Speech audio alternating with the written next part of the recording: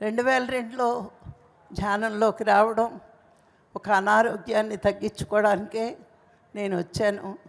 వచ్చాక ధ్యానం అనారోగ్యాన్ని తగ్గించుకోవడానికే కాదు, మరి మనల్ని సృష్టించిన ఆ పరమాత్మని తెలుసుకోవడానికి ఉన్న ఒకే ఒక్క మార్గం ధ్యానమని నేను చదివిన గ్రంథాల్లో, అవి ఉపనిషత్తులు అవుతేనే ఉండి, వేదాంతం అవుతేనే ఉండి, ఏది చదివినా ధ్యానము అంటే భగవంతుణ్ణి చేరుకునే ఒకే ఒక్క దారి అని నేను తెలుసుకున్నప్పుడు, ఎంతో కష్టంగా వచ్చిన నేను ధ్యానం చాలా ఇష్టంగా చేయడం మొదలుపెట్టాను.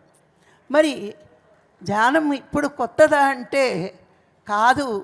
సృష్టి ఆరంభం నుంచి మరి మొట్టమొదట పరమాత్మ బ్రహ్మదేవుడికి బోధించినప్పుడు, నన్ను చేరుకోవాలి అంటే ధ్యానం ఒక్కటే శరణం అని భాగవతంలో నేను చదివినప్పుడు, మరి పత్రిగారి మీద నాకు ఆకాశమంత ఎత్తు గౌరవం కలిగింది. ఎందుకంటే ఈ మార్గం అన్నది తల్లిదండ్రులు ఇవ్వలేరు, ప్రాపంచిక చదువులు చదివిన గురువులు ఇవ్వలేరు. ఒక సద్గురువు మాత్రమే మరి భగవంతుడిని చూపించగలిగే మార్గాన్ని మనకి బోధించగలడు. భూమి మీద ఎంతోమంది గురువులు రావచ్చు, కానీ సద్గురువులు చాలా అరుదుగా ఉంటారు. ఎలా గుర్తించడం అంటే ఎవరైతే ఆత్మ గురించి చెప్తారో, ఎవరైతే పరమాత్మ గురించి బోధిస్తారో, ఎవరైతే నువ్వే దైవం, దైవం అంటూ వేరే లేదు అని మనకి బోధిస్తారో వాళ్ళే సద్గురువులు. అంటే సత్యం బోధించేవారే సద్గురువులు.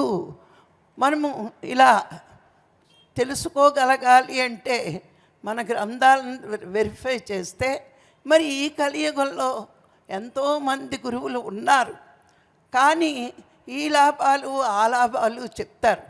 భగవంతుడు సృష్టిలోవి కాకుండా భగవంతుణ్ణే తెలుసుకునే ఈ ధ్యాన మార్గంలోకి వచ్చాము అంటే మనము ఎన్నో జన్మల పుణ్యం ఉంటే కానీ ఆషామాషిగా రాలేదండి.